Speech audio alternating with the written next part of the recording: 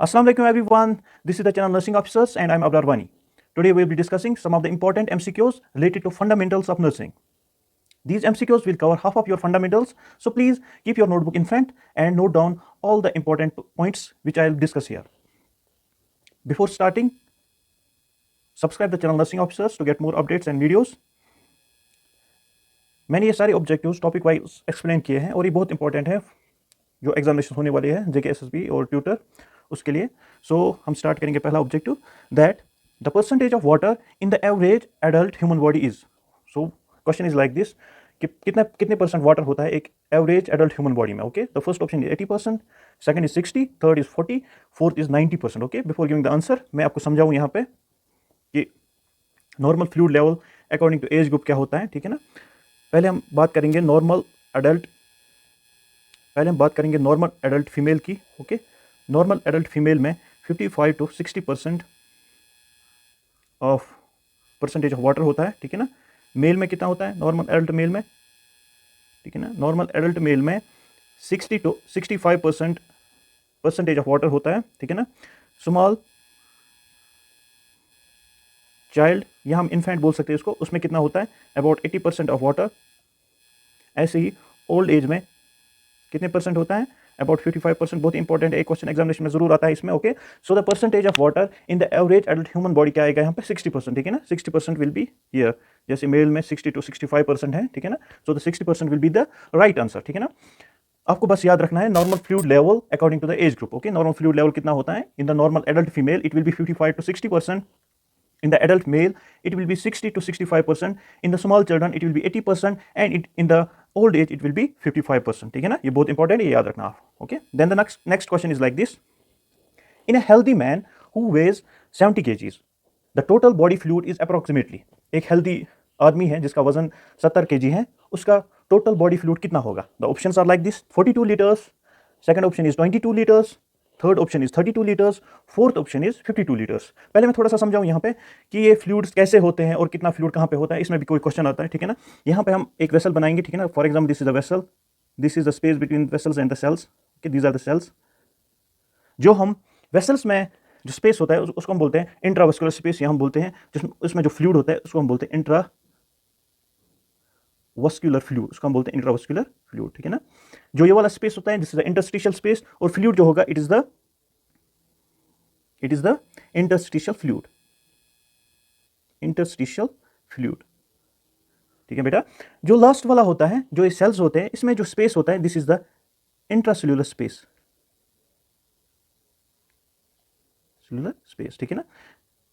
देखो, जो ये इंट्रावेस्कुलर और इंटरस्टिशियल फ्लूइड होता है इसको हम बोलते हैं एक्स्ट्रावेस्कुलर फ्लूइड कलेक्टिवली, या एक्स्ट्रासेल्युलर फ्लूइड. एक्स्ट्रासेल्युलर फ्लूइड हम इसको बोलते हैं. ठीक है ना. सो मेनली दो तरह के फ्लूइड होते हैं, एक एक्स्ट्रासेल्युलर फ्लूइड होता है, एक इंट्रासेल्युलर फ्लूइड होता है. ठीक है ना. एक्स्ट्रासेल्युलर फ्लूइड में और दो पार्ट्स होते हैं, one is the intravascular fluid, second is the interstitial fluid. ठीक है ना. ओके, देखो इंट्रासेल्युलर फ्लूइड जो होता है जो सेल के अंदर फ्लूइड होता है उसको हम बोलते हैं intracellular fluid. That comprise about 2/3 of the fluid. ठीक है ना. 2/3 ऑफ द फ्लूइड. ठीक है ना. वो अबाउट होता है 66% ऑफ द फ्लूइड. अगर फ्लूइड 100% है उसमें 66% किस में होगा इंट्रासेल्युलर फ्लूइड में या इंट्रासेल्युलर स्पेस में. ठीक है ना. इंट्रासेल्युलर फ्लूइड होगा. ठीक है ना. ये इंट्रासेल्युलर स्पेस इसमें फ्लूइड होगा कितना 66%. जो एक्स्ट्रासेल्युलर फ्लूइड होता है that comprise about 1/3 of the fluid. ठीक है ना. 1/3 ऑफ द फ्लूइड मींस कितना 33%, मींस 33%. ठीक है ना. इस 33% में इंट्रावेस्कुलर फ्लूइड कितना होता है इंट्रावेस्कुलर, ध्यान से सुना, इंट्रावेस्कुलर फ्लूइड होता है 33% का 1/4. ठीक है ना. 1/4 होता है intravascular fluid, and interstitial fluid कितना होता है 3/4. कितना होता है 3/4. 1/4 होता है 33% का इंट्रावेस्कुलर फ्लूइड, 3/4 होता है 33% का इंटरस्टिशियल फ्लूइड, और इंट्रासेल्युलर फ्लूइड होता है 2/3, दैट इज 66%. ये आप अच्छे से याद रखना है. बस यही याद रखो that the intracellular fluid comprises 2/3 of the fluid, that is 66%. Extracellular fluid comprise of 1/3 of the fluid, that is 33%. ये अच्छे से याद रखना, ये एग्जाम में आएगा. ठीक है ना. नाउ इसके अलावा और भी फ्लूइड्स होते हैं बॉडी में, उसको हम बोलते हैं ट्रांससेल्युलर फ्लूइड. ट्रांससेल्युलर फ्लूइड. ट्रांससेल्युलर फ्लूइड, जैसे इसको हम दूसरा नाम बोलते हैं थर्ड स्पेस फ्लूइड. क्या बोलते हैं थर्ड स्पेस फ्लूइड. जैसे हमारा सीएसएफ है, जैसे पेरिकार्डियल फ्लूइड है, जैसे पिल्युलर फ्लूइड है जो ऑर्गन्स के बाहर होता है. ठीक है ना. टू प्रोटेक्ट द ऑर्गन्स, उसको हम बोलते हैं. ये जैसे इंट्राऑक्यूलर फ्लूइड होता है उसको हम बोलते हैं क्या, उसको हम बोलते हैं ट्रांससेल्युलर फ्लूइड. ठीक है ना. ट्रांससेल्युलर फ्लूइड भी एक टाइप फ्लूइड है जो बॉडी में प्रेजेंट होता है. ठीक है ना. सो मैन आपको दो ही चीजें याद रखना है, intracellular fluid and extracellular fluid. और कितना होता है 2/3 intracellular and 1/3 extracellular. Now the question is like this the question is like this, अगर एक आदमी में 70 kgs फ्लूइड होगा, ठीक है ना, वो आप याद रखना, वो आप नोट डाउन करना जो मैंने अभी पढ़ा है।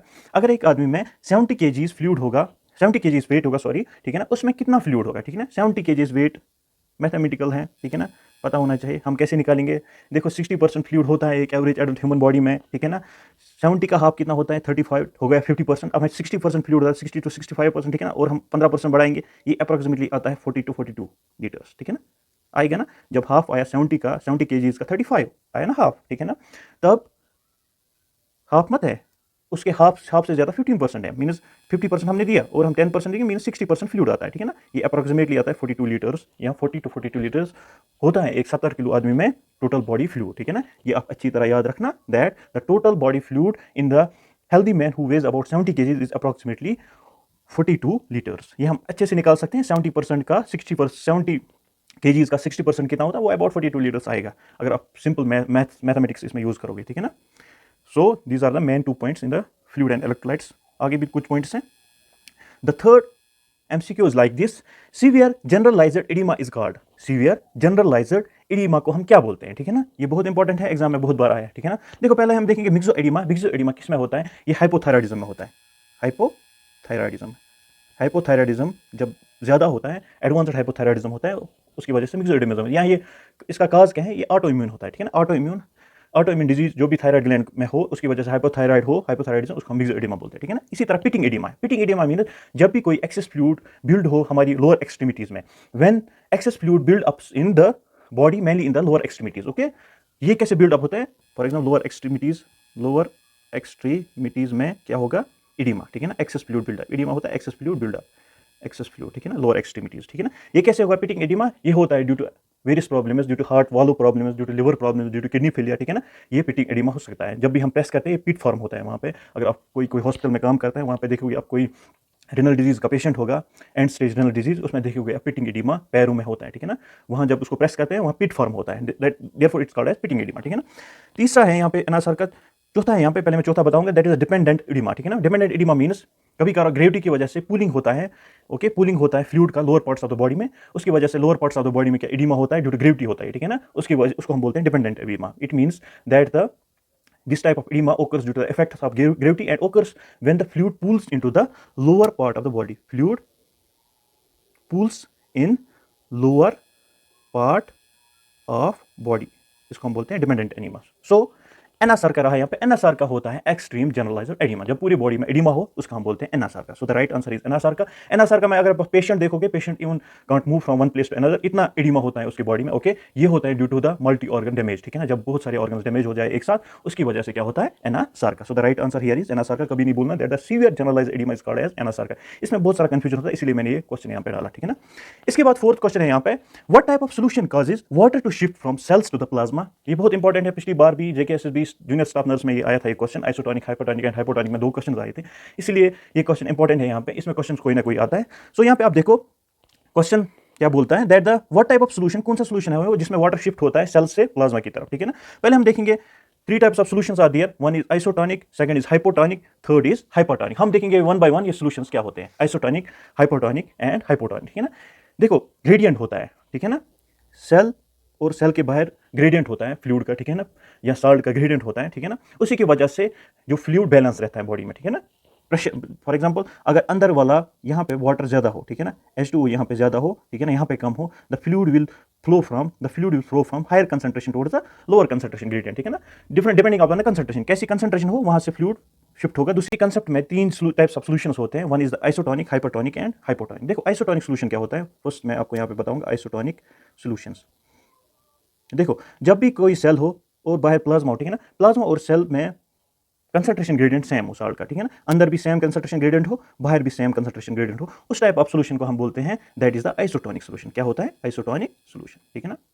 वेरी इजी, बहुत इजी है, ठीक है ना, आराम से आप गेन कर सकते हो मार्क्स, ठीक है ना। देखो अगर किसी भी केस में क्या होता है, अगर अंदर वाला साल्ट कंसंट्रेशन ज्यादा हो, ठीक है ना, अगर अंदर से साल्ट कंसंट्रेशन ज्यादा हो, ठीक है ना, बाहर से साल्ट कंसंट्रेशन और बाहर से सॉल्वेंट या हम बोलते वो बाहर से वाटर कंसंट्रेशन ज़्यादा हो, ठीक है ना, कंसंट्रेशन ग्रेडियंट ज़्यादा हो, ठीक है ना, उस तरह में क्या होता है, जो फ्लूइड होता है वो फ्लो होता है from outside to the inside, from outside to the, उस सोल्यूशन को हम बोलते हैं हाइपोटोनिक सोल्यूशन, हाइपोटोनिक सोल्यूशन, ठीक है ना। इसकी वजह से सेल क्या होता है, वो डेवलप होता है, वो बर्स्ट हो जाता है, ठीक है ना। When the fluid will flow from outside to the inside, because inside there will be salt, more salt gradient as compared to outside. Outside there will be more solution gradient, ठीक है ना, ज़्यादा solvent gradient outside होगा as compared to inside. So the fluid will flow from outside to inside. इसको हम बोलते हैं hypotonicity, hypotonic solution, ठीक है ना। अगर for example बाहर में से salt concentration ज़्यादा हो अंदर की as compared to inside, ठीक है ना, अंदर में solvent concentration बहुत ज़्यादा हो, water concentration बहुत ज़्यादा हो, water कहाँ पे flow होगा, from inside to the outside of the cell, वो solution होता है hypertonic solution। बहुत ही ईजी है ये, ठीक है ना। वो सोल्यूशन होता है हाइपोटोनिक सोल्यूशन, ठीक है ना। सो यहाँ पे क्या क्वेश्चन बताता है हमें, what type of solution causes water shift to the from cells to the plasma, from cells to the plasma. So क्या होगा ये, this is the hypotonic solution, बहुत ईजी है, ठीक है ना। From cells to the plasma, ठीक है ना, क्योंकि बाहर वाले प्लाज्मा में क्या है, साल्ट कंसेंट्रेशन ज्यादा as compare to inner side में से वाटर कंसेंट्रेशन ज्यादा, वाटर शिपिंग होगा from higher concentration to lower concentration, higher concentration अंदर से है, यहाँ से बाहर की तरफ, यहाँ से बाहर की तरफ, ठीक है ना, यहाँ तक, ठीक है ना। इसको हम बोलते हैं हाइपोटोनिक सोल्यूशन। कभी कभार एग्जाम्स में ऐसे भी आता है कि पूछते हैं वो आइसोटोनिक सोल्यूशन कौन हम यूज करते हैं इन द हॉस्पिटल्स, ठीक है ना। फॉर एग्जाम्पल आइसोटोनिक सोल्यूशन हम यूज करते हैं D5W 5% डेक्सट्रोज इन वाटर, ठीक है ना। ऑरएल हम यूज कर सकते हैं, 0.9% NS हम यूज करते हैं, या एक्स्ट्रा ऐसा बहुत सारे सॉल्यूशंस हैं और भी, ठीक है ना। D5W डेक्सट्रोज इन वाटर हम use, that is isotonic solution. Or RL is the Ringer lactate is the isotonic solution, 0.9% NS is the isotonic solution, okay। ऐसे ही हाइपोटोनिक सोल्यूशन कौन कौन से हैं, 0.45% NS, ठीक है ना, इसमें कंफ्यूजन होता है। 0.9% NS से कम जो हो that is the hypotonic solution, याद रखना हमेशा, ऐसे ही आप याद रखना, 0.9% से कम जो हो, और डेक्सट्रोज जो 5% से कम हो, फॉर एग्जाम्पल 2.5% डेक्सट्रोज, ये भी क्या होता है, ये भी क्या बन जाता है, ये भी बन जाता है हाइपोटोनिक सोल्यूशन, ठीक है ना। ऐसी हाइपोटोनिक सोल्यूशन 0.9% NS से जब ज्यादा हो solution, that is the hypotonic solution. For example D5RL is, ये बनता है क्या, हाइपरटोनिक सोल्यूशन, ठीक है ना, D5RL। और क्या है, D5 इन 0.4% NS, ठीक है ना, ये भी बनता है हाइपरटोनिक सोल्यूशन। आप ऐसे याद रखना, 0.9% से NS से नीचे या D5 इन वाटर, D5 से नीचे जो भी सोल्यूशन आते हैं वो हाइपोटोनिक बन जाते हैं, ऐसे आप एग्जामिनेशन में याद रखना, ठीक है ना। अगर कभी कभार ऐसे आए 0.4% NS इज, ठीक है ना, आप सोचना 0.9% NS आइसोटोनिक होता है, 0.4% NS क्या होगा, automatically hypotonic solutions, okay। So this is very important, what type of solutions causes water shift to the from cells to the plasma। अगर ऐसे आए from plasma to the cells, ठीक है ना, तो वो हाइपोटोनिक बन जाता है, from cells to the plasma तो हाइपोटोनिक बन जाता है, ठीक है ना। So next question is like this, ये हर बार एग्जाम में आता है, चाहे वो एम्स का एग्जाम हो, चाहे वो JKSSB ट्यूटर या नर्सिंग ऑफिसर का एग्जाम हो, ठीक है ना, उसमें भी आता है, ये स्कीम्स में भी आता है, ये ABG एनालिसिस, ओके। ये पता होना चाहिए ABG कैसे हम देखें, ठीक है ना। Arterial blood gas analysis, report of the patient shows pH 7.20, PCO2 35 mmHg, SCO3 20 milli equivalent per litre, okay. So आपको बताना है तो पेशेंट को क्या है according to this ABG report, ठीक है ना। देखो पहले ही pH है 7.20, ठीक है ना। पहले मैं बताऊं, pH is the hydrogen ion concentration. pH जो होता है वो क्या होता है, हाइड्रोजन आयन कंसंट्रेशन हम देखते हैं किसमें, बॉडी में, ठीक है ना। नॉर्मल pH जो होता है वो कितना होता है हमारी बॉडी में, 7.35 टू 7.45, ठीक है ना। अगर कभी कभार याद रखना अच्छी तरह से, अगर कभी कभार 7.35 से नीचे आ जाए pH, जैसे 7.25, जैसे 7 हो, ठीक है ना, जैसे 6.25 हो, ठीक है ना, pH क्या बन जाता है, एसिडिक, नीचे आए तो एसिडिक बन जाता है। ज्यादा हो 7.45 से ज्यादा हो तो क्या बन जाएगा, बेसिक, यहाँ हम बोलते हैं अल्कलोसिस, ठीक है ना, एसिडोसिस अल्कलोसिस, ठीक है ना। समझ आया यहाँ पे, pH is hydrogen ion concentration, normal pH is 7.35 to 7.45। जब pH कम हो, ठीक है ना, दैट इज एसिडिक, जब pH ज्यादा हो दैट इज द अल्कलोसिस, ठीक है ना, जब pH ज्यादा हो that is the alkalosis. 7.35 to 7.45 is the what, normal pH। Then देखो pH के अलावा और एक चीज होता है इन द बॉडी, हमारे ब्लड में, उसको हम बोलते हैं बफर, ठीक है ना। बफर वो सोल्यूशन होता है जो pH को मेंटेन करता है। For example sodium bicarbonate, for example bicarbonate हमारी बॉडी में होता है SCO3 जिसको हम बोलते हैं, ठीक है ना। उसका नॉर्मल रेंज कितना होता है, 21 to 28 milli equivalent per litre, ठीक है ना। बफर ये क्या करता है, ये pH को मेंटेन करता है, ठीक है ना, ओके। इसको हम बोलते हैं बाइकार्बोनेट, ठीक है ना। ये जो जैसे SCO3 होता है यहाँ पे, उसको हम बोलते हैं बाइकार्बोनेट्स, ओके। ऐसे ही normal P partial pressure of carbon dioxide, okay, होता है 35 टू 45 mmHg, ठीक है ना। ऐसे ही नॉर्मल ऑक्सीजन का पार्शियल प्रेशर कितना होता है, 85 to 100 mmHg according to the ABG analysis, ठीक है ना। pH कितना नॉर्मल होता है, 7.35 टू 7.45। अब हमें देखना है कि ये जो दिए गए हैं वैल्यूज़ ये क्या दिखाता है, ठीक है ना। देखो 7.20 मतलब 7.35 से कम है, ठीक है ना। 7.20 it means the patient has acidosis, it means the patient has acidosis, मतलब यहाँ पे हमें एसिडोसिस निकला। ऐसे ही करना एग्जाम में, ठीक है ना। एंड PCO2, ठीक है ना, 35 mmHg। देखो इधर normal PCO2 35, so PCO2 is normal, मतलब ये डिजीजेस जो भी एसिडोसिस हैं ये रेस्पिरेटरी के रिलेटेड नहीं है। अगर PCO2 में इधर उधर होगा कुछ तो ये किससे रिलेटेड होगा, टुवर्ड्स द रेस्पिरेटरी। सो ये रेस्पिरेटरी से रिलेटेड नहीं है। यहाँ पे क्रॉस हो गया, यहाँ पे क्रॉस हो गया, ठीक है ना। नाउ HCO3, ओके, HCO3 है यहाँ पे कितना, 21 to 28 नॉर्मल, ठीक है ना। यहाँ पे 20 है, यहाँ पे मतलब डिक्रीज्ड बाइकार्बोनेट है, डिक्रीज्ड बाइकार्ब है, ठीक है ना। So the patient has metabolic acidosis, so the patient has metabolic acidosis, ठीक है ना। याद रखना आप, जब भी डिक्रीज्ड बाइकार्ब हो, ठीक है ना, यहाँ पे डिक्रीज्ड बाइकार्ब दिखाता है यहाँ पे, ठीक है ना, और पेशेंट को यहाँ पे पीएच में एसिडोसिस दिखाता है, सो द पेशेंट है metabolic acidosis, the right answer. Okay, I will give one question, आप ये नोटबुक पे खुद ही करना, ठीक है ना। मैं यहाँ पे दूंगा आपका value,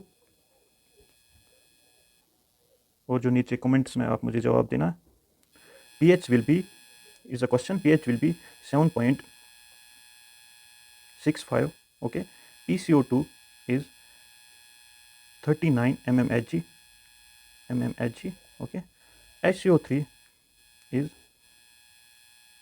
32 milli equivalent per litre. This is the question. आप बताएं मुझे इस वैल्यूज में क्या दिखाता है, एबीजी वैल्यूज में क्या दिखाता है। इधर इट इज मेटाबॉलिक अल्कोलासिस और एसिडोसिस, रेस्पिरेटरी एसिडोसिस और अल्कोलासिस। ये मुझे कमेंट्स में आप आंसर देना, ओके। ये क्या है, okay. Moving towards next question, which of the following conditions would nurse recognize as contributing to the development of respiratory acidosis, okay. किन चीज़ों की वजह से रेस्पिरेटरी एसिडोसिस हो सकता है इनमें से, ओके। देखो रेस्पिरेटरी एसिडोसिस का काजेज क्या है, कब रेस्पिरेटरी एसिडोसिस हो सकता है, जब कोई रेस्पिरेटरी डिजीज हो, लाइक सीओपीडी, ठीक है ना। सीओपीडी में जो भी एम्फीसीमा, ब्रोंकाइटिस, एम्फीमा जो भी आता है, तब क्या होता है रेस्पिरेटरी एसिडोसिस, या स्ट्रोक हो या सीएनएस रेस्पिरेटरी डिप्रेशन हो, ठीक है ना। So the right answer will be the emphysema, okay. देखो हाइपरवेंटिलेशन जो होता है वो काज करता है रेस्पिरेटरी अल्कोलासिस, ये याद रखना, कभी कभार आएगा ये रेस्पिरेटरी अल्कोलासिस, ठीक है ना। एंड जो डहेरिया है वो काज करता है मेटाबॉलिक एसिडोसिस,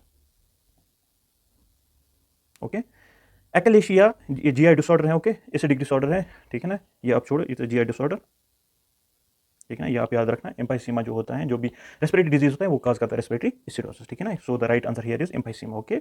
अगर आप लोगों को फिर भी ये समझ नहीं आता है, मैं सेपरेट इसके लिए एक वीडियो बनाऊंगा, आप लोग कमेंट बॉक्स में बताएंगे, ठीक है ना। Okay, then next question is like this, normal potassium level in the blood in milli equivalent per litre is, कितना पोटेशियम लेवल होता है नॉर्मल हमारी बॉडी में, ठीक है ना। ये आपको याद रखना, ये नॉर्मल वैल्यूज ज्यादातर, ओके। किस किस नॉर्मल वैल्यूज आप याद रखोगे, फॉर एग्जांपल सोडियम इज दियर, ठीक है ना। सोडियम का नॉर्मल वैल्यू है 135 to 145 MEQ पर लीटर, ये आप देखो बुक में, ठीक है ना। जैसे कैल्शियम है, कैल्शियम का 8.6 to 10.2 mg पर डिसीलीटर, ये आपको टिप ऑफ द टंग होना चाहिए, ठीक है ना। जैसे सीरम क्रिएटिनिन है 0.7 to 1.4 mg पर लीटर, ठीक है ना। जैसे हमारा सीरम एल्ब्यूमिन होता है 3.5 to 5 ग्राम पर डिसीलीटर, ठीक है ना। ये सब चीज़ें आपको टिप ऑफ द टंग होनी चाहिए। So the right answer here will be the potassium level is about 3.5 to 5.1 और 3.5 to 5 milli equivalent per litre, ठीक है ना। इसके बाद दूसरा क्वेश्चन है, which problem can develop as result of too rapid correction of hypernatraemia, okay. This is important question. जब भी किसी पेशेंट में हाइपरनेट्रीमिया होता है, अगर हम जल्दी जल्दी वो करेक्ट करें, जल्दी जल्दी उसको दवाइयाँ दें, मतलब जल्दी जल्दी उसको फ्लूइड दे जिससे वो करेक्ट होगा, उसकी वजह से क्या हो सकता है, ठीक है ना। उसकी वजह से सेरिब्रल एडिमा होता है। इसमें कंफ्यूजन होता है, कभी कभी एग्जामिनेशन में बहुत सारे लिखते हैं पल्मोनरी एडिमा, ओके। इसको सेरिब्रल एडिमा है। कैसे, देखो जब भी हम हाइपरनेट्रीमिया हो, हाइपोनेट्रीमिया हो, अगर हम जल्दी जल्दी वो करेक्ट करें, ठीक है ना, या हाइपोनेट्रीमिया जल्दी जल्दी करेक्ट करें, वो हमेशा क्या काज करता है, ब्रेन डैमेज। हमेशा क्या काज करता है, ब्रेन, इधर इट विल बी हाइपोनेट्रीमिया, इधर इट विल बी हाइपरनेट्रीमिया, क्या काज करेगा, ब्रेन डैमेज, ठीक है ना। कैसे, ठीक है ना। देखो जैसे ही हम रैपिड करेक्शन ऑफ हाइपरनेट्रीमिया करते हैं, वो काज करता है rapid decrease in the plasma concentration. जब भी रैपिड करेक्शन ऑफ हाइपरनेट्रीमिया, ठीक है ना, हमने जल्दी जल्दी इसको करेक्ट किया, ठीक है ना, जल्दी जल्दी इसका सोडियम लॉस किया ब्लड में, ठीक है ना। उसकी वजह से क्या होता है, उसकी वजह से जो प्लाज्मा कंसंट्रेशन जो होता है, प्लाज्मा सोडियम कंसंट्रेशन, वो बहुत कम हो जाते हैं, रैपिड डिक्रीज होता है इसमें, ठीक है ना। Rapid decrease of plasma concentration, ठीक है ना। मैं अच्छे से पढ़ा रहा हूँ, आपको अच्छे से पैथोलॉजी समझा रहा हूँ, अच्छे से समझना, गलत नहीं होना चाहिए एग्जामिनेशन में। करेक्शन ऑफ हाइपरनेट्रीमिया, उसकी वजह से क्या होता है, rapid decrease of plasma concentration. जब भी rapid decrease of plasma concentration होता है, वो काज करता है सेरिब्रल एडिमा, ठीक है ना। उसकी वजह से ब्रेन डैमेज होता है, वो काज करता है किसी किसी जगह ब्रेन में हर्निएशंस होते हैं, उसको हम बोलते हैं सेरिब्रल एडिमा, ठीक है ना। कौन, जब भी rapid decrease of plasma concentration हो, ओके। देखो ऐसे ही अगर हम हाइपोनेट्रीमिया जल्दी जल्दी ठीक करें, ठीक है, हाइपोनेट्रीमिया उसकी वजह से भी ब्रेन डैमेज हो सकता है। हाइपोनेट्रीमिया क्या काज करता है, हाइपोनेट्रीमिया, ठीक है ना, हाइपोनेट्रीमिया ठीक है। उसकी वजह से प्लाज्मा कंसंट्रेशन ऑफ सोडियम जो होता है वो ज़्यादा होता है, plasma concentration of sodium increases, वो बहुत ज़्यादा होता है। उसकी वजह से क्या होता है, ऑस्मोटिक डिमाइलिनेशन होता है, ठीक है ना, ऑस्मोटिक डिमाइलिनेशन। ये किसकी वजह से होता है, जब भी किसी पेशेंट में हाइपोनेट्रीमिया होता है उसकी वजह से क्या होता है, ऑस्मोटिक डिमाइलिनेशन। अगर हम वो जल्दी जल्दी ठीक करें, ठीक है ना, अगर किसी पेशेंट में हाइपरनेट्रीमिया होता है, अगर वो हम जल्दी जल्दी करेक्ट करें, जल्दी जल्दी उसको ठीक करें, उसकी वजह से क्या होता है, प्लाज्मा कंसंट्रेशन जो होता है वो रैपिडली डिक्रीज होता है। उसकी वजह से ब्रेन में हर्निएशन होते हैं which causes cerebral oedema, so the cerebral oedema will be here right answer. तो क्या करें हम, जब भी कोई केस ये हॉस्पिटल में आए, इधर इट विल बी द हाइपरनेट्रीमिया और हाइपोनेट्रीमिया, जो भी आईवी फ्लूइड्स एडमिनिस्टर करते हो वो एप्रोप्रिएट रेट्स पे दिया करो। जब भी, चाहे ये केस ना हो हाइपरनेट्रीमिया, चाहे भी even small case of diarrhoea comes to the hospital, जो भी फ्लूइड हो give at the appropriate rates, it will be very harmful to the brain. Okay, next question, which of the following ECG findings indicates the presence of hypokalemia? Okay, जो भी यहाँ दिए गए हैं नीचे कुछ मतलब ECG के कुछ एबनॉर्मलिटीज, आपको बोलना है हाइपोकैलेमिया में क्या होता है, ठीक है ना। देखो, हाइपोकैलेमिया और हाइपरकैलेमिया दोनों में मैं बताऊंगा। इन द मेड सर्च आप पढ़ते हो एमआई में डिफरेंट ECG चेंजेस, जैसे डिफरेंट कार्डियोवास्कुलर डिजीज में डिफरेंट ECG चेंज होते हैं, वो आप अच्छी तरह याद करना मेड सर्च में, ठीक है ना। यहाँ आपको देखना है इन द हाइपोकैलेमिया, तो हाइपरकैलेमिया में क्या क्या क्या हो सकता है, ठीक है ना। देखो, हाइपोकैलेमिया में क्या होता है, मैं इधर लिखूंगा hypo means decrease potassium level in the blood, okay. Hyperkalaemia means वो the conditions are very fatal to the patient, to the client, ठीक है ना। सो जब भी ये पेशेंट्स आए, हमें जल्दी जल्दी ट्रीट करना है, जल्दी जल्दी हमें देखना है देयर पेशेंट्स है these two conditions by the VBG और ABG, हम देख सकते हैं ये चीज़ें, ठीक है ना। हाइपोकैलेमिया हमें हम देख सकते हैं पहले ही ST डिप्रेशन, नोट डाउन करके रखो, फ्लैट और inverted T waves, prominent U waves, देखो जो भी मैं दिखा रहा हूँ यहाँ पे नोट करो नोटबुक पे, और वहाँ पे ECG बनाओ, ST एलिवेशन यहाँ पे, जैसे ECG यहाँ पे, ठीक है ना, for example ECG is here, वहाँ पे बनाओ आप, ये ST डिप्रेशन है यहाँ पे, इस जिस कॉज है, इसी तरह याद रहेगा आपको, ठीक है ना। ऐसी हाइपरकैलेमिया में क्या होता है, टाल पीक्ड T वेव्स, ठीक है ना, टाल पीक्ड T वेव्स। दूसरा होता है फ्लैट T वेव्स, ऐसे ही होता है दूसरा वाइडेनेड QRS कम्प्लेक्स होता है इसमें, आप ECG में देख सकते हो, ओके। प्रोलॉन्ग्ड PR इंटरवल होता है इसमें, ठीक है ना। अब आप देखो यहाँ पे हाइपोकैलेमिया में क्या हो सकता है, ST डिप्रेशन, ठीक है ना। टाल पी के T वेव्स होता है हाइपरकैलेमिया में, ठीक है ना। वाइडनिंग ऑफ QR कम्प्लेक्स इधर है, ये किस में होगा, hyperkalaemia, prolonged PR interval hyperkalaemia में। ऐसे ही क्वेश्चन आएंगे एग्जाम में, ये याद रखना। Difference of the ECG changes in the hypokalemia and hyperkalaemia very important for the examinations, even for your practice in the hospitals. ये सब बहुत सारे केसेस आते हैं हाइपरकैलेमिया और हाइपोकैलेमिया में। हाइपरकैलेमिया कैसे हम मैनेज करेंगे, हाइपोकैलेमिया कैसे हम मैनेज करेंगे, आप सीखोगे इंशाल्लाह in the clinical practice, okay. इसके बाद the 10th question is like this, blood should be stored, okay.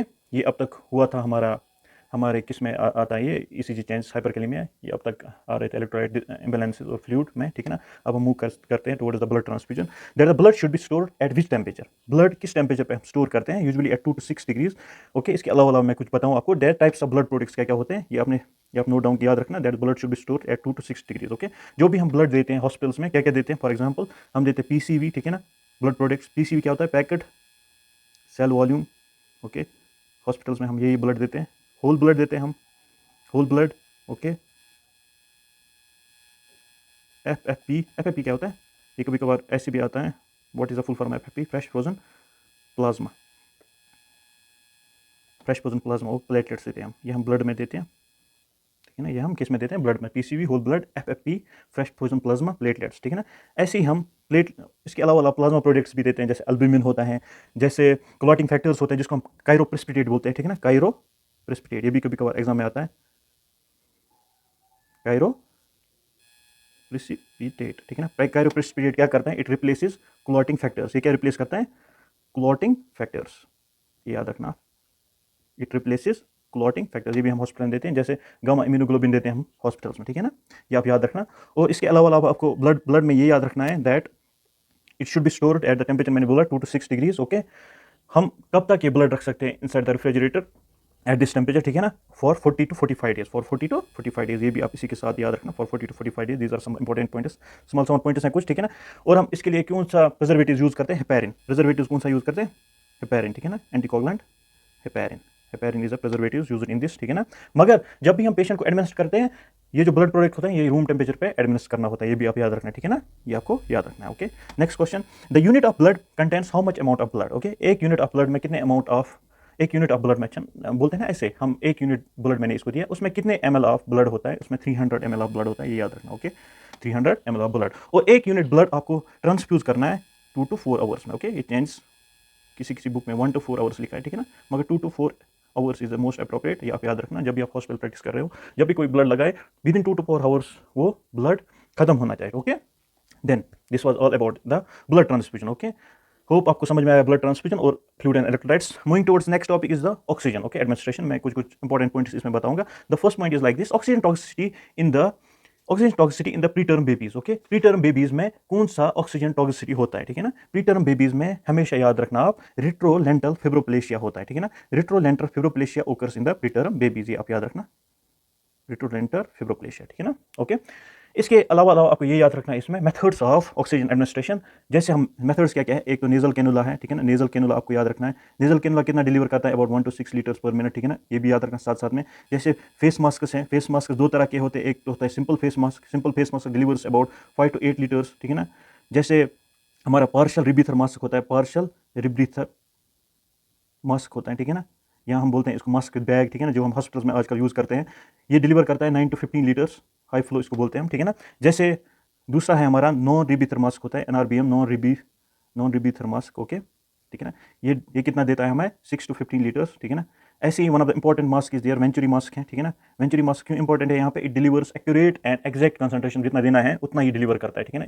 It has one valve below the Musk, एक वाल्व होता है वहाँ पे, वो डिलीवर करता है एक्यूरेट और एग्जैक्ट कंसंट्रेशन ऑक्सीजन। अगर कभी कभी ऐसे क्वेश्चन आए, which are the following methods of oxygen administration delivers accurate and exact concentration of oxygen, आपको जवाब देना है वहाँ पे वेंचुरी मास्क। ओके, कितना डिलीवर करता है 4 to 10 लीटर्स, ठीक है ना, 4 to 10 लीटर्स। इसी के साथ साथ होता है लास्ट पे ऑक्सीजन टेंट, ठीक है ना। ये सब चीज़ें आपको याद रखनी है in the for the examination. अगर कभी कभार ये आए नेजल कैनुला कितना डिलीवर करता है, ये कितना डिलीवर करता है, आपको जवाब देना है, ठीक है ना।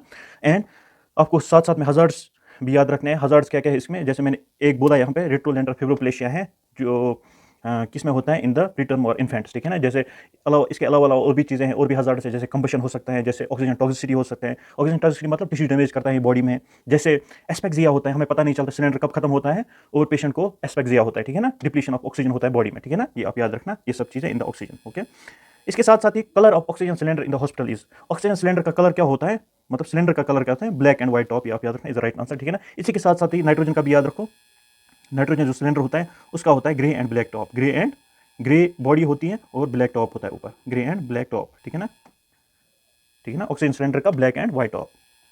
Next question, high oxygen concentration will be delivered by, जैसे मैंने अभी बताया आपको, नेजल कैथीटर कम करेगा, सिंपल मास्क उससे ज्यादा करेगा, नेजल कैनुला भी कम करता है, so the partial non rebreather mask सबसे ज्यादा करता है। देखो इधर partial non rebreather mask delivers 9 to 15 litre, जैसे मैंने बोला ये नॉन रिब्रीथर मास्क यूज होता है in the hospitals for the high flow oxygen, ठीक है ना, partial non rebreather mask. Okay, next question, the size of IV cannula used in the new needs is about. Okay, ये याद रखना आप, different sizes and different colours of IV cannula, अच्छे से याद रखना आप, ये एग्जामिनेशन में यूज होता है, मतलब एग्जामिनेशन में आता है और हॉस्पिटल्स में बहुत ज्यादा यूज होता है, आप ये पता होना चाहिए, different sizes different colours of the IV cannulas. Okay, new needs के लिए 24 गॉज इज अप्रोप्रिएट साइज, ठीक है ना, 24 गॉज ठीक रहता है, ठीक है ना। ऐसी आप याद रखो, ऑरेंज होता है, ठीक है ना, मैं थोड़ा थोड़ा बताऊंगा यहाँ पे, ऑरेंज, ग्रे, जैसे ग्रीन होता है, ठीक है ना, जैसे पिंक होता है, ये आप हॉस्पिटल में देख लोगे ये सब कलर्स, ठीक है ना, जैसे ब्लू होता है, जैसे येलो होता है, जैसे वायलेट होता है।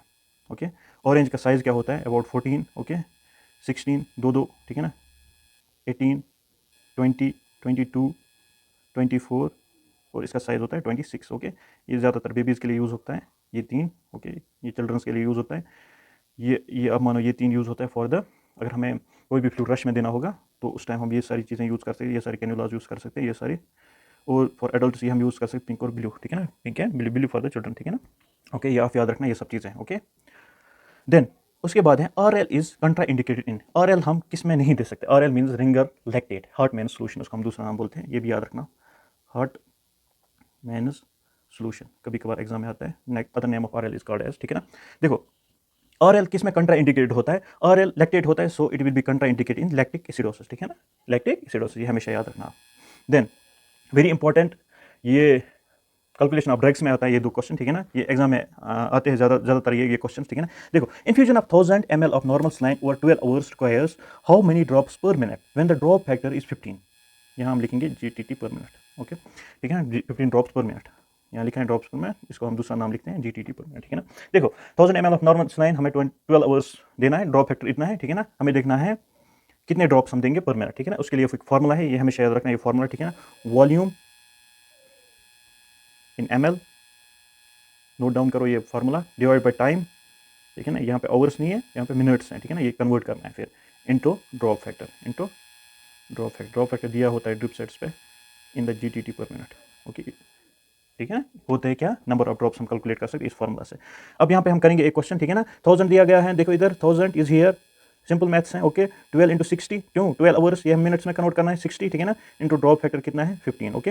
ये अप्रॉक्सीमेटली होता है कितना, 12 इंटू 60 मीन्स 720, ठीक है ना, 720, और ऊपर आएगा हमें 15,000, ठीक है ना। ये कट होता है, ये अप्रॉक्सीमेटली आता है 21 ड्रॉप्स, ठीक है ना, 21 ड्रॉप्स पर मिनट हम दे सकते हैं, ये याद रखना आप हमेशा ऐसे, ठीक है ना। यहाँ पे मैं आपको एक क्वेश्चन देता हूँ ऐसे ही, आप ये करोगे और मुझे इसका आंसर बताओगे, हम ड्रॉप फैक्टर क्या देंगे इसमें, ठीक है ना।